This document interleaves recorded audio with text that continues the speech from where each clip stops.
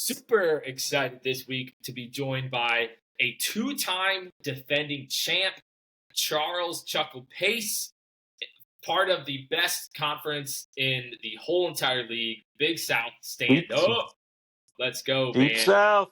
Dude, Chuck, we are pumped that you're going to be here, man, that you joined us, that we're going to be chatting for a few minutes, dude. Appreciate you jumping on. Thanks for having me. Sir. Yes, sir. Dude, so I think where we can start off is give us a little recap of your matchup this past weekend with Iceman. What about your team?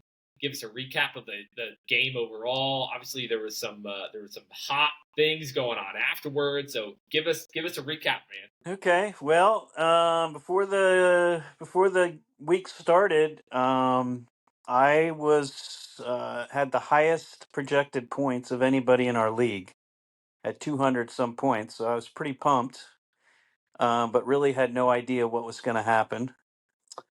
Then my team did not perform very well, in my opinion, and I ended up middle of the pack, if lucky, if that good.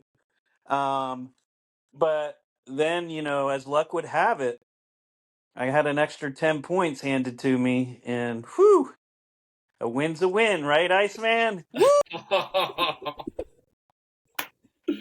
That was wild. Chuck, how sweet was it to come away week one? Obviously, Iceman, lifetime friend, right? I mean, you guys grew up together in Philly.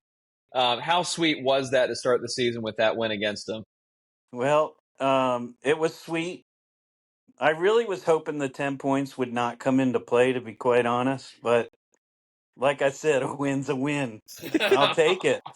And then if it pisses off Elliot, that's even better. And so it was a win-win-win, in my opinion. Did you have any thought of not reminding people about their weekly update of who you were playing? I really, perfectly honest, I had no clue I was playing Iceman week one. No clue. There was no ill will whatsoever. Since it, looks that way, I just went with it. It's fitting. Yes. Chuck, was there ever any thought that crossed your mind of like, you know what, maybe it's not like he had any ill intention to not post it. He just got caught up, with his school and dealing with his kids and whatever else they're dealing with. So you know what? Now I'll pass on I didn't win, Iceman, you won. So here, just take it. Did that thought Absolutely not. Absolutely not. 10 points is 10 points. I take the win. Oh man. Sorry. There you go. Yeah, that was awesome. I think the most pressing question that I have, relating to this is, do you stand by the weekly updates? Ooh. You mean how we already have it right now? Yeah. I say yes. I mean, you post the schedule. We have it for months. We all say, yeah, great update, woo, woo. And then for some reason, for a whole week, we forget. And then on the last 8th day, we're like, oh, here it is. Sorry, forgot.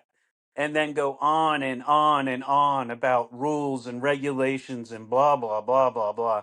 No, I'm totally fine with it. Yeah, and the great thing is, we sent out the poll earlier this week. The results spoke for themselves. I mean, 14 out of 16 people in the league thought the weekly updates were great. A few people said, "Hey, maybe revise the punishment next year," but absolutely, they knew what the deal was. Neither of the two guys complaining were rookies. I mean, it just doesn't make any sense, personally. No, I'm totally fine with it. And once again, Iceman, suck it. Yes. If you win the league, if you go back to back, will there be an asterisk next to the win?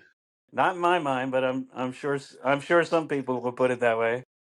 I think it goes the other way. If Iceman has to do the punishment. Oh. I guess he should feel really, really upset with his bad planning. But you know what really surprised me? He was texting me. He was blaming it all on me that I didn't remind him. And to me, that is just shocking from a plus 50 acting like a 18-year-old, 23-year-old, blaming everyone but the one person that had control over it. So Just my take. you know him well, like you said, longtime friend. If one of his students was to miss their homework, would he say, "Oh, yeah, my bad. I didn't tell you"? Absolutely not. Exactly. Yep. Was quite Since you surprising. Quite surprising. But since you to won the be game, honest with Chuck. you, Elliot was the bigger surprise to me than all of it. So anyway, Well, I did the right thing. I said, "Hey, I don't want this asterisk. Take the points. I'll even take them for him. I'll take the penalty. Put that on that me." So that was that was something else there. Really sacrificial, Chris. That was nice Yeah. of you. thank you. Yeah, Yeah. just trying to set a good example in the league. So, Chuck, week 2, you got off to a great start, 1-0.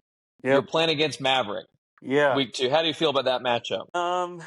He has a good team with most of them people I actually root for in real life. I am Much like projected. Maverick. What's that? Much like Maverick. I'm sure you root for him in real life as well.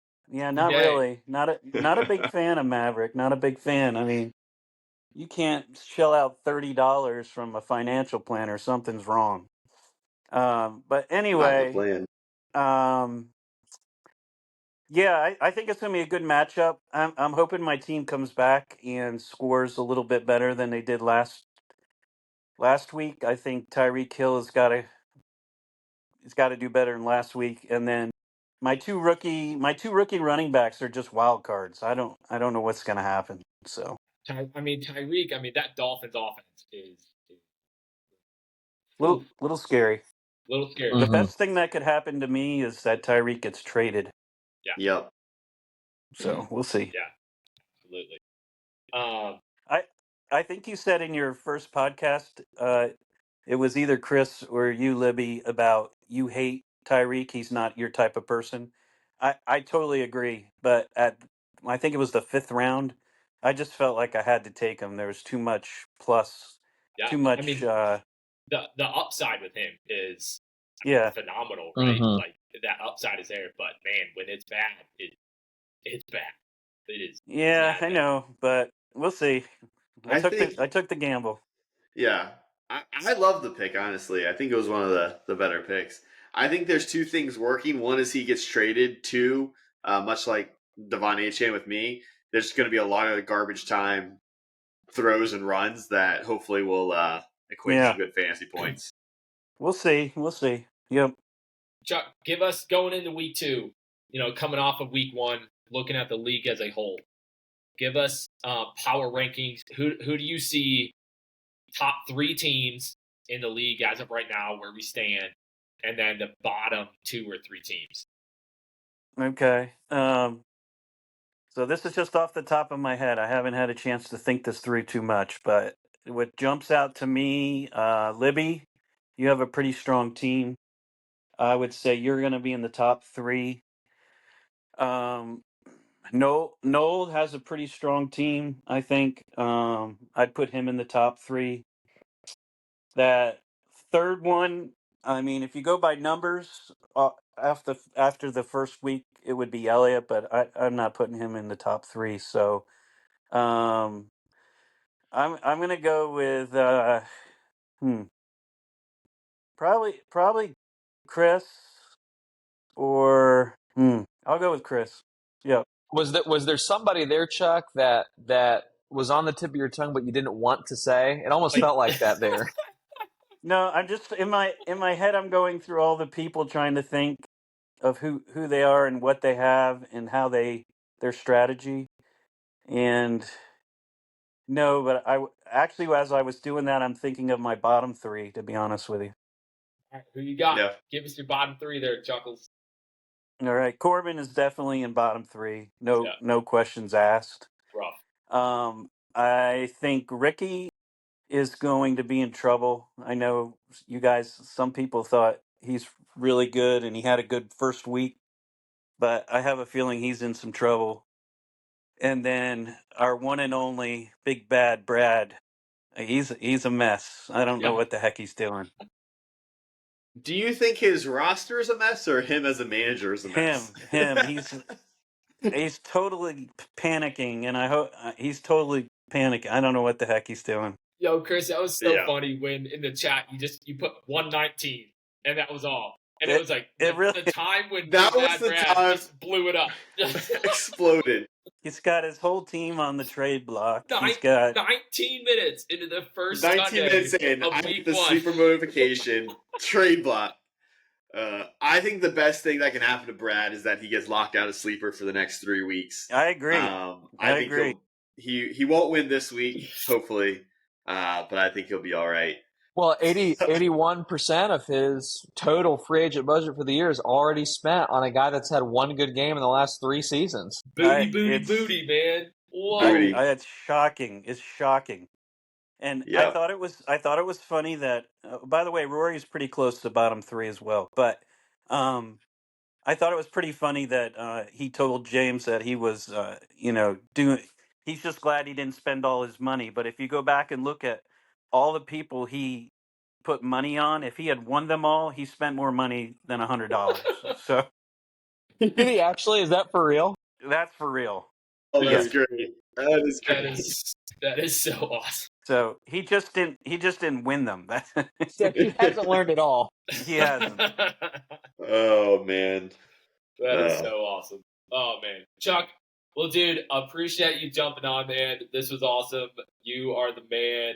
Good luck this week going into your matchup. It'll be a good one. It'll be fun starting tomorrow night. Go Pack, go! Chuck, you're the man. Appreciate you, dude. Go Commanders. Thank you. Hey, Appreciate we're it, all rooting fellas. for you, Chuck. Get a win. All right. Jumping into weekly recap from week one. Chris, Monday Night Comeback, you have an awesome spreadsheet here for it. That we're looking at here. And so weekly, we're going to recap every single game. First one, Iceman versus Chuck. Chris, I'll hand it off to you, man. What's your recap from that game, dude? Yeah, Iceman versus Chuck. Obviously, some controversy with the scoring, but you gotta take your punishment. So raw points: Iceman 167, Chuck 160. Very close matchup. I think the most interesting item of this matchup: they scored the exact same amount of defensive points at 44.5 points, and Iceman edges out Chuck on the offensive score by about 8 points. But again, not enough to overcome that point deduction there. So Chuck takes the win. One thing I want to say on that game that I think is really interesting is, Iceman outscoring Chuck on the offensive side of the ball on a night that Lamar Jackson got 34 points, or 35 points, excuse me. Yeah.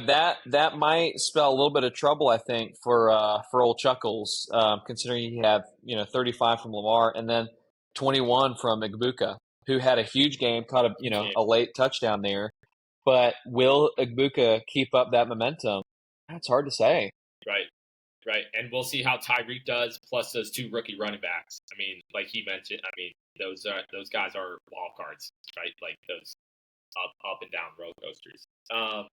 Yeah. Right, next matchup, we had Kurth and Billy Buck. James, what you think, man? What you got? So, this is another one that was pretty tight. Really coming down to Monday Night Football, and I think was probably outside of the Chuck Iceman matchup was the closest game that we had coming down the stretch. For Jose to have come within 2 points of that game or 3 points of that game, incredible. On a night that for him, Goff only got 12 points against the Green Bay Packers. So, you'd obviously be hoping for Jared Goff. You're probably targeting 18, 20 points a game out of him. On a normal day, that's a win for him, if Goff performs well. So I think Jose's got a lot to be proud of, a lot of good foundational pieces there. And I think Kurt's got a great team as well. Yeah. If I'm Jose, I'm happy. Like, as much as I hate losing, I look at that and I'm like, hey, like I'm feeling pretty good about my team going forward. Yeah. One note on that game, Cox on top. Offensive rank, 13th worst or best. Offense, the second best defense. So defense won the day there. I think the worry I see there is defensive points are not as consistent as offensive points. So although Cox on top's an early favorite. Something to be on the lookout for. Love that insight. All right, I'm looking. I'm gonna give. We got Big City Belief against Rogue Broncos rematch from the championship last year. Going into it, actually had high hopes going into it. But oh my goodness, what a stinker! Like, let's be real. What a stinker. I mean, we had Rogue Broncos scoring the bottom of the barrel when it comes to points for the week. Offensive points, he only scored 68 offensive points. That's tough. And then defensive points, 60 defensive points. So a total of 128 total points for the defending champ. I think that was tough. That was shocking to see. That was a tough watch. No one really performing on his team. Talking about Rogue Broncos, highest scorer, looking like Zach Charbonnet with 12.5 points. So tough to do anything there when 12 points is your highest score. Well, and for Rory, I look at his running back situation, and before the season starts, there's hope that at least one of these guys is going to pan out. But on his bench, he's got Rico Dowdle, Carolina. Okay, as a Panthers fan, I can tell you there's not going to be a whole lot of running the ball from us outside of Chuba, unless Chuba goes down, because we're going to be losing every game early. Ollie Gordon, Miami, another offense that looks like a complete train wreck. We talked about Tyreek earlier, and he had two touches in a game that they got blown out. Gosh, Ollie Gordon got 2 touches or 3 touches, but for 1.2 points. Charbonnet, solid running back. RJ Harvey, 7 touches for him, 8 points, and then James Conner. I mean, I just feel like you're going to be really reliant on Conner and Charbonnet there, and you don't have a whole lot of depth. So I think Chase does better for Rory down the road, but yeah, he just got decimated by DJ. Yeah. I mean, as a Joe Burrow holder currently, and in the past, those guys definitely have their off weeks, and they start very slow. So again, a lot of hope for the Bengals offense, but there's going to be some slim weeks there. Yeah, agreed. Chris, give me. Let's talk about Ricky and James. Yes. Ricky and James. Ricky takes the win, 182 points to James's 156. So, biggest item here, I would say, is I think Ricky overperformed our projections. Again, don't know if that's sustainable, but 4th rank in all. Great offensive production, so fifth offensive rank. Was able to take the win. Even got to factor in a penalty on that one as well. But we'll see about Ricky's team. Again, a lot of question marks there, but week 1 came out strong. Yeah, that was shocking. I wonder if his team must have heard us talking about him last week and how we weren't feeling too hot about his team, and I think they were pissed off at James. Yeah, because just blew the brakes off, man. That was tough. Yeah, I mean, we saw some quotes up on the wall in their locker room. Footage came out later, and we shouldn't have given them the sound bites. It's my fault, and I'll learn from that. He got a couple of garbage time touchdowns, and Baker, with that long bomb. Baker's the ultimate. Baker's the ultimate. You talk trash to me, I'm going to perform and play. We should have done that. But the thing about that is he didn't play an exceptional game, but got a couple of big plays late in the game, and that really set Ricky up. Same with Chuba, garbage time touchdown, and the Panthers blowout loss to the Jags. And I think when those two happened, like within a 3-minute period of one another, and I kind of saw the writing on the wall at that point, hoping for a big Bo Nix game, which then obviously didn't happen. So between Bo and Bryce, a little concern for my team right now. That's tough. I think Bo Nix bounces back. I think that's definitely a huge underperformance by him. Yeah, probably his worst game of the year, like Jamar Chase. Like, it's probably the floor, hopefully. Yeah. Right. I'll take the next one. We had Mav versus Corncob Kims. Mav, Luke taking the dub over against the Kims for him. What was shocking for Mav is that he was 15th as far as offensive points goes, scoring 84.53 offensive points, but he was first when it comes to defensive points, scoring 92 defensive points for a total of 176, which is shocking, right? So it just goes to show how much your defense, like if you draft well, if you actually have your defensive players playing for you, your defense can really make a difference, and it absolutely did for Luke in this matchup. Yeah. Only player this week to have a higher scoring defense than his offense. Which is not hard to do, though, when you've got 5 defensive guys that get double digits, all right, Yeah. which is insane to me. Yeah. 2 of those guys got over 15. Jeez. Meanwhile, 4 of your skill position players finished in single digits. And big names, Calvin Ridley, Jalen Waddle, A.J. Brown, and Tank Bigsby, all in single digits. A.J. Brown and Tank Bigsby combined for a massive 3.2. I mean, just incredible. Incredible great. From Luke's defense to save him. That's great. Hey, but Tank Bigsby already dealt to the Eagles, so I'll have to see how that works out. And probably arguably a worse situation for him, I'd say. I think Luke now is just stacking up Eagles players, just stacking Eagles players as much as possible. That's what it seems like. Hoping for a big trade with Chuckles. Yeah, right. All right, James, I'm going to toss it over to you for my matchup versus Big Bad Brad, the Bowl City Bots.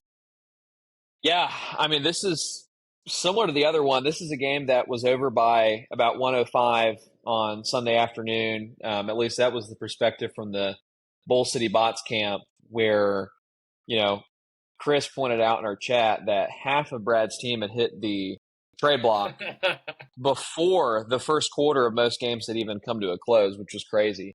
Granted, John, you had a great game. Your offense performed really well for the most part. I mean, Justin Herbert getting 36 points, like it's going to be hard to lose games when your QB is putting up those types of numbers.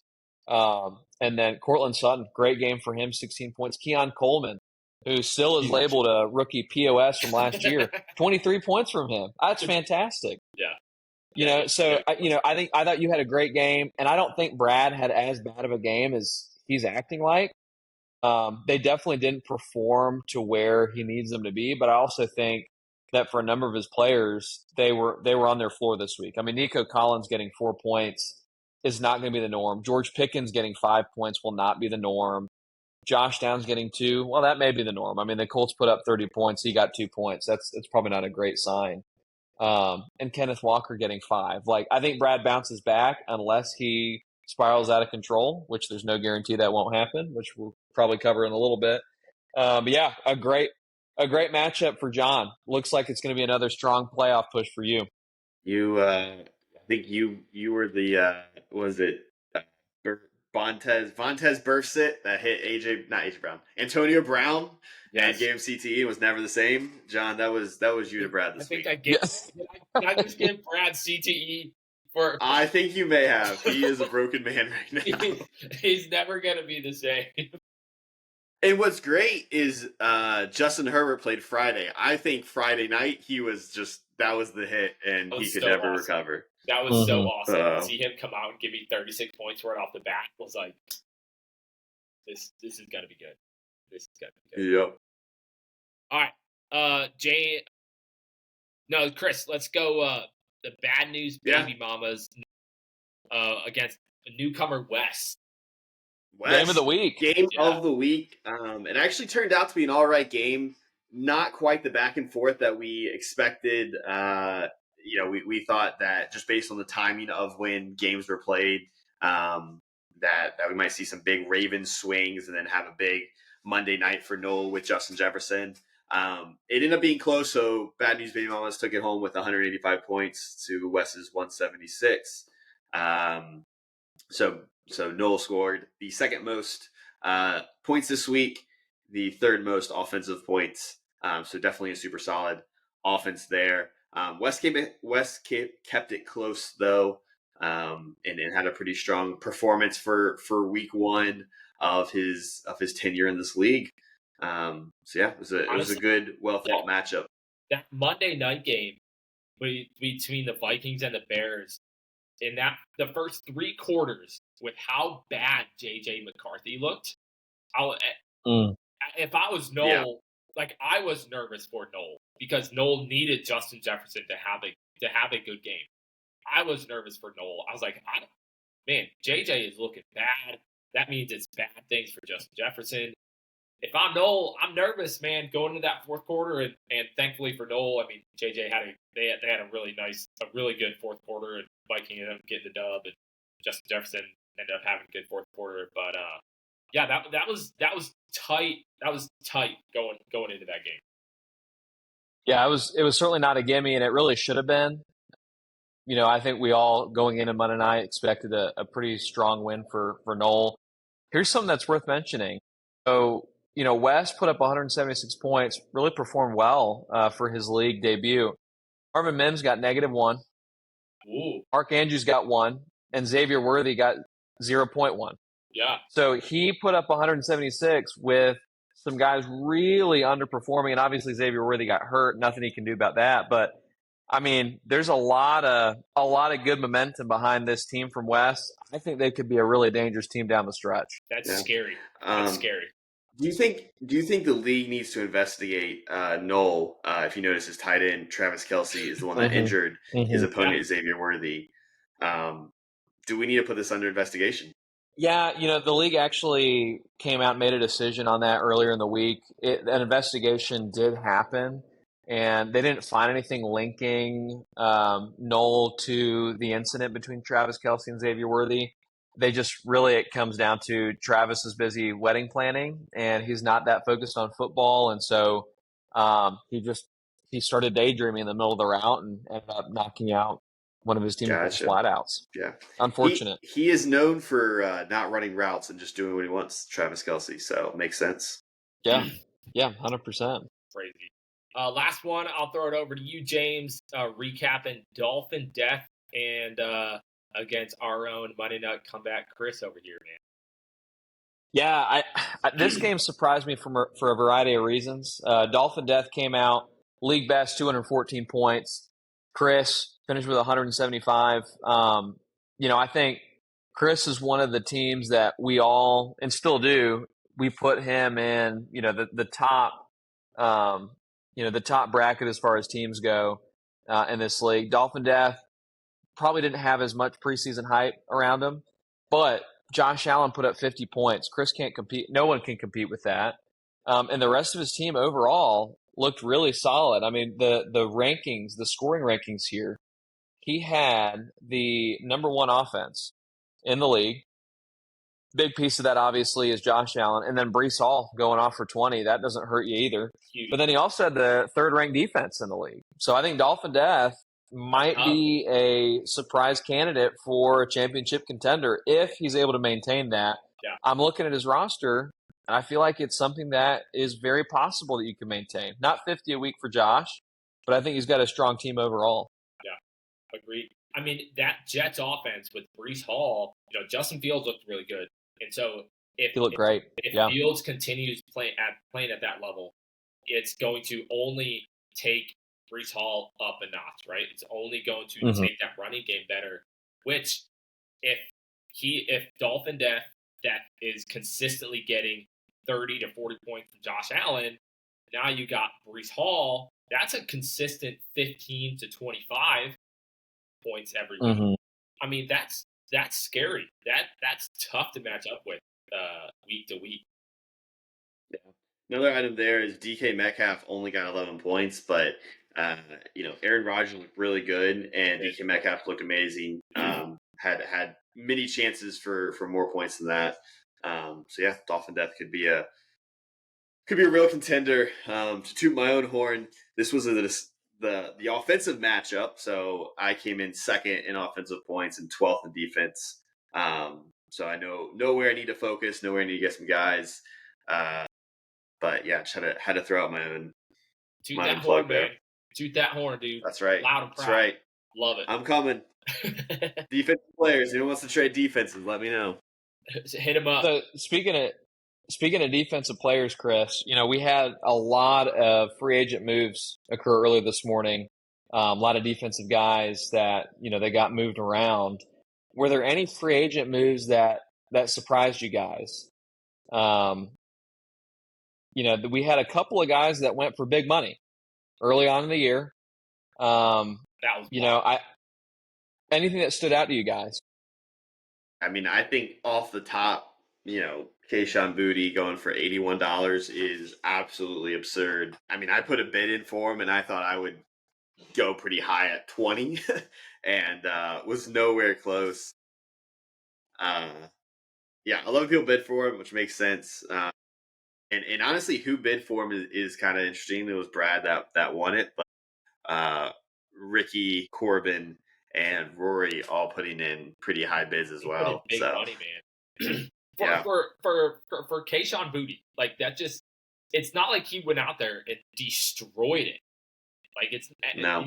And it's not like he has a long history of playing well either. Like that was so shocking to wake up this morning and see that he went for 81 to Brad. What in the world is going on? I think. Yeah. I was gonna say just one that stood out to me was Juju Smith-Schuster going for 25 to Rory. My Rory.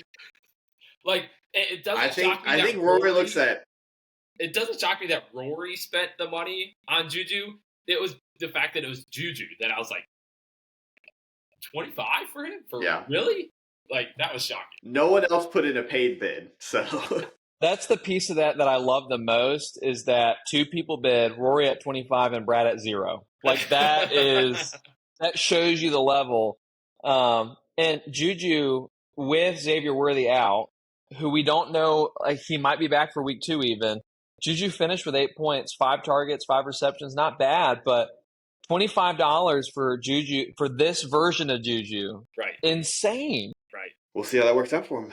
Yeah, especially when Rory already had bid for and won Juwan Johnson at $30. So more than half of Rory's budget out the window, more than half of Brad's budget out the window already. And we're just at week 1. There's still a lot of guys out there that are going to perform and compete. Will these guys be competing come playoff time? Seems unlikely. I think all the hype gets around week 1 waivers, see who's breaking out. Personally, I think middle of the year waivers is when it matters more, when guys have more defined roles, and really when, unfortunately, injury bugs hit teams, who's going to be the step-up guys. But hey, we'll see how it works out for these guys. I will have to say one thing that is not shocking at all from the waiver wire. We had our very own Corncob Kid. He dropped his kicker, McManus, for yet again rookie running back Rashard Smith from the Kansas City Chiefs. He picked up another rookie running back. What are you doing? Now, John, I gotta make a comment here because there's another layer to this pickup, and that layer is he already had him on his roster week 1, dropped him, and has now re-added him after he put up a whopping 0 points or 1 point or something like that. And he spent $3. I mean, that is insane. He spent $3. No, he didn't even put up any points. No points whatsoever. He returned 2 kickoffs, but no points whatsoever. So he has a guy. I love this even more now. He has a guy, or he has a guy. Guy doesn't do anything. He drops him, and then Williams spends $3 to add him back. I think that is just fantastic. He drops a kicker. Waiver ad of the week. Which I think was Williams' only kicker, if I'm not mistaken, McManus. So someone who actually put up 10 points. Someone who actually contributed 10 points. We're going to cut him, and we're going to add a guy that returned 2 kickoffs. That's great, William. Keep up the good work, man. Fantastic, Corbin. Well done. Oh, that is awesome. Oh, that is so good, Corbin. Thank you for that. Thank you so much. Thank you, Corbin. All right, let's go quick. Let's each give an overreaction from the week. Just a quick overreaction, what we think, and then we'll jump into some power ranking stuff, and then we can week 2 review, and then we'll cap it. But quick overreaction from week 1. What y'all got? This is a tough one. I think my overreaction after week 1 is, man, it's tough to say. My overreaction for week 1 is going to be that Rory goes from champion to bottom of the league. That's my Dude, overreaction. That was mine. That was mine, dude. That was mine. That he was going to go from top Sorry, Rory. to the lowest scorer in the league offensively. He's going to finish. Which, by the way, it's never been done. It's never happened before. I don't think it's ever come close to happening. But realistically, I mean, I think if I beat Rory in week 2, I think there's legitimate cause for concern there, especially with my team not performing at its best right now. That's so funny. Yeah, the two obvious reactions are just Brad in general and Kaishan Booty going for $81. I think both of those are big overreactions as to how bad Brad's team will be. I think he'll be all right. And then I think Booty, I think he had his highest scoring week. What was it, 15 points this week? And I don't think you'll see anywhere near that production the rest of the year. So good work, Brad. You are the overreaction of the week. I don't know that we've ever seen anyone overreact like this. I don't know that I've seen it ever. In the 15 years that we've been in this league, or even other leagues even, I don't know that I've ever seen anything like this. He put his whole team on the block. Whole team on the This was a meltdown. block. What are you doing, dude? Well, and the best part is he was just going off on Jalen Warren on Sunday. The dude finished with 15 points. That's a great week. That's a great week. I love it. I'll give a second one because, James, you and I had the same one. Second overreaction to the week. Elliott, Dolphin Death, I think will actually finish and be in the championship game. Whether he wins it or not, I don't know. But overreaction of the week, Elliott destroys it this year, ends up in the championship game. I don't know when to lose it, but he'll be there at the end. Overreaction. Rematch with Libby in that championship. Congrats, Elliott. Again. Congrats, Elliott. Just phenomenal. Big one. Best night ever. All right, let's go power rankings. Where do we got? Let's go top 3 teams and then bottom of the barrel 3 teams. Chris, start with you, dude. All right, top 3 teams. I gotta say, like you said, Elliott has been on top. In the draft review, he was a dark horse winner that I picked. So I still think he's right there. A good portion of his points are obviously Josh Allen, but Josh Allen has a super high floor and his ceiling's almost endless. So I think he's going to be right there. Also, Noel, I think he is really strong. I think he's going to be a contender for a while. Hopefully no injury bugs happen to him. And then next up, it's going to be you, John. Yeah. Really like your team. I think you definitely underperformed this week. But again, strong team and going to keep rising. Love it. James, what you got, man? We'll go top 3 and then we'll circle back to bottom 3. Sounds good. I mean, I think Elliott at the top has got to be. I mean, when you outscore the second highest scorer in the league by 30 points, there's no other option. You got to be number 1. I think behind him, I'm actually going to put Wes there. I think we talked about it. Wes had a few key guys that really either underperformed or got hurt, and I think he wins that game under most circumstances. And I just think he's got a great team. So I'm going to put Wes at 2, and then at 3 I've got Cox on top, John Kurth. I mentioned it last week after the draft. I think he's got a great team, and he came out with a pretty big win against Jose. Team performed clutch down the stretch, and I think he's got a big season ahead for him. No, that's good. My top 3, I'm going again. Same. I think I'm putting Elliott right up there too. Right. I think he just again same. Josh Allen and Breece Hall. I think those 2 guys can carry his team pretty far. I'm going to put Jose up there. I think Jose's team. If we look at his team, yeah, he got the loss. But if we look at that game against Cox on top, again, Jared Goff struggled. Kyron Williams had a real good game. James Cook played phenomenally. And I know there were some question marks about him because he held out a lot of camp. But Garrett Wilson played well. Rome Odunze played pretty well.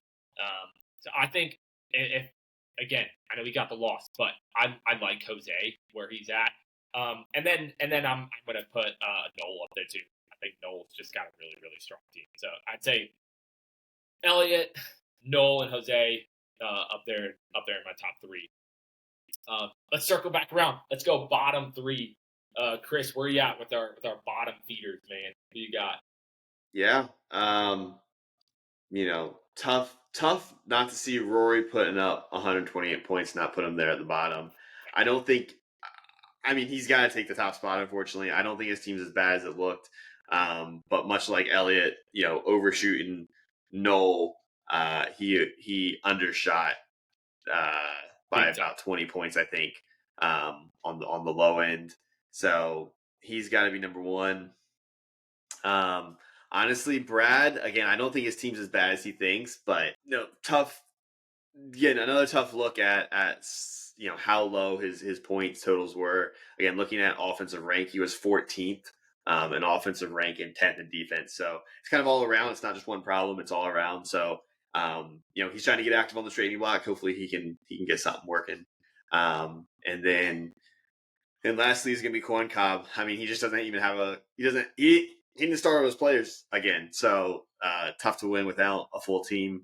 And yeah, making interesting moves. His is going to be a tough hole to get big out of. Yeah. Great. Yeah, Chris, I think you're spot on with pretty much each one of those. I've learned my lesson from doubting my current opponent, so I'm not going to name Rory at the bottom. I don't want to jinx anything there, and I really do think that Rory comes back actually, and I think he puts up a lot more than 128 points this week. I think my bottom team that I'm looking at is Corbin. I think that is just a disgraceful team.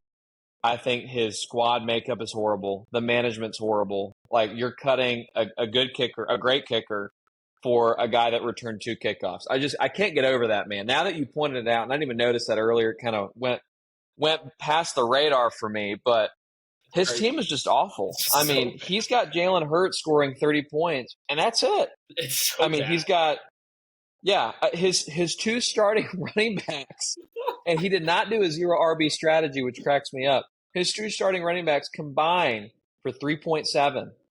I mean, that is just insane. He had another guy, a wideout. I think Torrey Horton? Yeah, Torrey Horton, rookie out of Colorado State, 0 points. Not even one target. Not even one target. Corbin is starting this guy. Don't forget Jalen Carter's great game. Jalen Carter, what a game for him. And then even his bench, man, holy crap. 1 point, 0 point, 3.4, 0, 0, 0, 0, 0, 0. And I'm not making that up. I mean, this is insane. It's so bad. He's the worst team in the league by far. Yeah. And then there's Brad after that. And I'm only putting Brad there because Brad's panicking. His team will be better, but he's panicking, and I don't trust him right now in this current state to be able to dig them out of this hole. Right. And then thirdly, I'll put Rory just because he did score 128 points. But I know that he's going to perform well against me. He'll probably beat me, and then I'll be in the bottom 3 next week. Brad, if there's a piece of advice we give you, just take a big old deep breath. Just at least get through week 2 with your current team. Just get through week 2 with your current team, dude. That's right. Go outside, go on a walk, edge your yard. Yes, play some disc golf. Just get outside. Go touch some grass, dude. The kids were screaming. He got home on Friday night. Kids were screaming all weekend. I've been there. Yeah, that's a tough spot to be. All right, I'm gonna go my bottom of the barrel 3. Corn Cob goes without mentioning. Just so bad. I think someone else that I'm gonna throw in the bottom 3. I hate to do it. I'm sorry. Chuck. I'm sorry. Really? I am. He's there. The only reason being is because you look at his team, and he had Lamar Jackson scoring 35 and Ibuka scoring 22. And Ibuka had, that big touchdown there at the end of the game, right? And if I'm looking at his team, there's just so many wild cards there. right? So many. And he could very well prove me wrong, and I could be eating dirt. But if I'm looking at it, I'm putting him in the bottom 3. I'm sorry, Chuck. I'm sorry. I know you're gonna hate me for that, man. And then I'm gonna put like a tie between Rory and Brad. Simply because of everything that we've said, right? Absolutely. That doesn't need to go any further. All right, let's go jumping into this week's games. Let's jump into it, man. Let's go first week. Let's start off with game of the week. Let's start there, and then we can talk about any other matchups that we think are big time matchups coming up. But game of the week, Kamish, who do you got this week as game of the week? Yeah, so I hate to do this because normally we try to mix up the game of the weeks a little bit and make sure that different teams get to participate. But I really do believe that the best matchup this week is Noel versus Kurth. Yeah, that is an outstanding matchup. It's tight between that one and Chuck versus Luke. I think that's another great matchup that we got going on there. And I think both of those games really have a big impact on the rest of the season. But my goodness, I mean, whichever one of Kurth or Noel goes through that one and ends up being 2-0, that is a really, really strong start of the year, and you've now gotten away against 2 really good opponents. Yeah. One funny thing about. Go ahead, Chris. One funny thing about these matchups is they are all 1-0 versus 1-0 or 0-1 versus 0-1. Just interesting how the chips fall there. One thing to note with that Kurth and Noel game, huge, is for Kurth, starting quarterback Brock Purdy is listed as a long shot to play against New Orleans. So there's a big time chance that he won't play.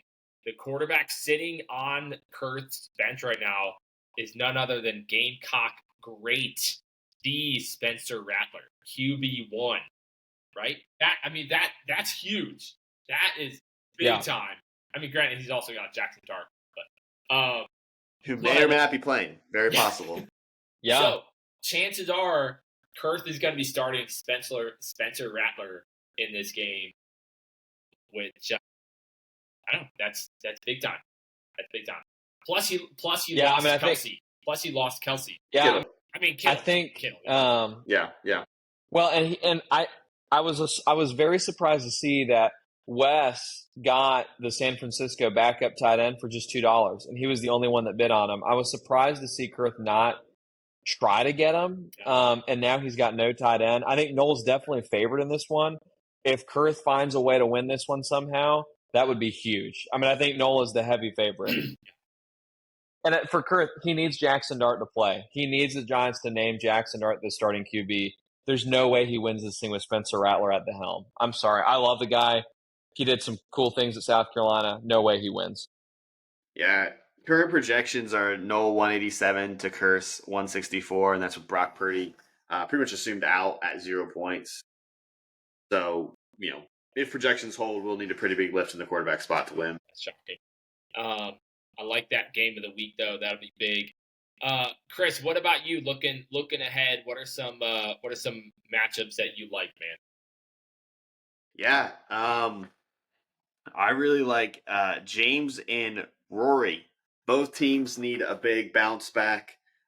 James alluded to it. He's not quite in the bottom 3, but unfortunately he's close. And Rory is the bottom right now. So I'm looking forward to that one, seeing who's able to rally the team and bounce back and who is going to be well on their way to some hot dogs. Oof, that'll be big, man. Who do you think out of that one, who do you think needs a win more? I mean, it's got to be Rory, unfortunately. Putting up 128 points is embarrassing. We haven't heard much from him, so it doesn't seem like he's quite in the CTE realm like Brad. But I know the mentals of putting up pretty low points, especially putting up that low of points with no bye weeks, no injuries. I mean, it's week 1. I think Rory really needs it. Yeah, that really was. Chris, you bring up a great point. That being week 1 to put up 128 points is very surprising. I mean, we've seen Corbin do things like that with half his defense empty for rookie running backs, but for someone that started a full squad, it's pretty shocking. That was shocking. Yeah, no, you bring up a good point with, like, there's no injuries. It's not like people are sitting on bye. It just – his team just sucked. That is his full squad. Just sucked. Week 1. If I'm looking ahead at a matchup, I'm looking at Jose. We got Billy Buck versus Iceman. And I think that's a big one because both are 0-1. But the only reason Iceman is 0-1 is because of the minus 10 points, right? And so if Jose comes away from this weekend with the W and Iceman goes to 0-2, inching closer to them hot dogs, man, if I'm him, oh my gosh, that would piss me off. That would piss me off if I am him. So I'm looking ahead at that matchup. Big bag of That's a popcorn. big one. That's a great call out, John. I mean, this one, no matter who loses this one, Jose putting up 180 points and somehow losing, just by 2, but somehow losing. Iceman losing because of the penalty. Whoever leaves this one 0-2 has got to be the most frustrated person in the league. Got to be. I mean, it's criminal that one of these two teams will be 0-2 at the end of the weekend. Right. And one note on Jose is he was within tenths of a point from the final play of the Bears-Vikings game, and a lateral fumble took him down a few points to make it the 2-point spread. But we almost had our first stat correction. And I guess technically we're still kind of in stat correction territory. I don't think corrections come out. But yeah, that's a brutal way to lose that one. So yeah. Yeah. No, that's a good call. I'm pumped for this week 2, man. So many intriguing matchups, dude. I mean, even looking at Chuck and Luke, dude, like that's a big one. Plus, there's not a lot of love lost. Yeah. Which plays into it even more so, which is hilarious. So I think that's a big one. Another matchup, if I can call it out, is your matchup, John. So you versus Ricky. Current projections are within 1 point. Yeah. Or a little over 1 point. Again, both of you have a lot to play for. Ricky wants to prove us all wrong. And so they have still have some bulletin board material. And then for you, John, can your team continue to perform at the high level they performed last week? So that's going to be I think that'll be a tight matchup and really come down to the wire. Especially considering. Go ahead. Two Monday night games this coming week. Justin Herbert and Baker Mayfield are both in those 2 games. Oh, what a setup. The worst part about that is that the Chargers-Raiders game, it starts, kickoff is at 10 o'clock Eastern. What are we doing? What are we doing? That is brutal. Like, yes, I'm going to stay up for it, especially if I need to win, but oh my gosh, are you kidding me? Oh. Yeah. You also are going to have some cross contamination here with Justin Herbert throwing to Ladd McConkey, vice 2 different teams. So I think we could be poised for a good almost Hall of Fame moment here if the stars are aligning. That'll be nuts. But I'm looking forward to it. I got to say, looking at the rest of the matchups, we've talked about some ones that are close. We've talked about some ones that it's kind of up in the air. We don't know what'll happen. I think the rest of these are pretty straightforward, if I'm being honest. I think Chris wins big against Brad. I mean, I think that's a no-brainer. I think Elliott wins big against DJ. And DJ is all about belief and proving us wrong, and he did it last year a ton. He can do it again. The odds seem stacked against him in that one as well. And then my lock of the week, like if I were to bet money on these games, which I wouldn't be opposed to doing, at any point if anyone wants to bet, just let me know. There's no way that Wes loses to Corbin. That's my lock. No. That is my lock. It ain't happening. No, even after the Brashard Smith ad, I'm going to say Corbin still doesn't have enough firepower there to get the win in that one. Oh, man. Yeah. I think me and Wes are in similar situations of we're in should win games coming off a loss, really want to win, and it could really be some heartbreak if either of those games flip.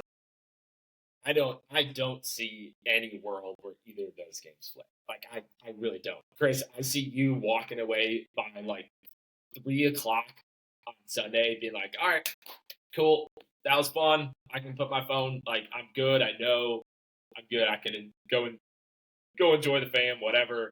And then Wes at like 1:02 on Sunday, or heck, games start tomorrow. He could put his phone down tomorrow at 8:35 and be like, all right, cool, I got the win. This was good.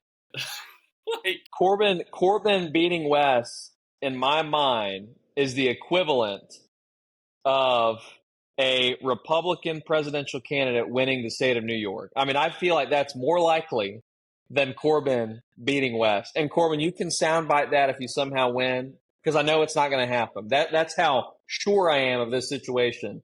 There's absolutely no way. No, I'm backing that. I am taking that bet every single time. 100%. I'm putting my whole house and everything on it. It's happening. Yeah. Sorry, listeners. I'm sorry, putting my kids. fridge on that one. Yeah. Oh, man. Fellas, this was awesome. Any last thoughts from you guys going into week 2 that you guys want to share or kind of get out there, recapping either from this past week or as we head into week 2? Yeah, super excited. Big matchup tomorrow. Commanders are going to take home the win. Go, Pack, go. Come on, man. Come on. Something not like that. We'll see. My final thought is actually related to the Commanders-Packers game. What about a shout out for Bill Krosky? Okay, yes. I mean, my goodness, Bill. I heard people run their mouths about Chris Rodriguez and Bill's not even going to play, and he ends up coming out putting up, I think, 16 points.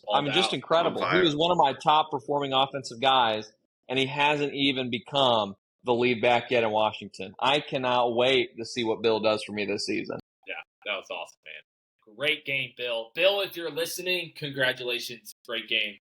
Good job, man. Love you, Bill. He's awesome. The man. Wish I had. Fellas, you guys are awesome. This has been fun. And hope your sleepers awake, and hope your studs stay studded. Sounds good, man. We'll see y'all next week. It's late. It's 10:30. I don't know what I'm saying, but I appreciate you guys. So we'll see you next week. Adios. See y'all. Stop it.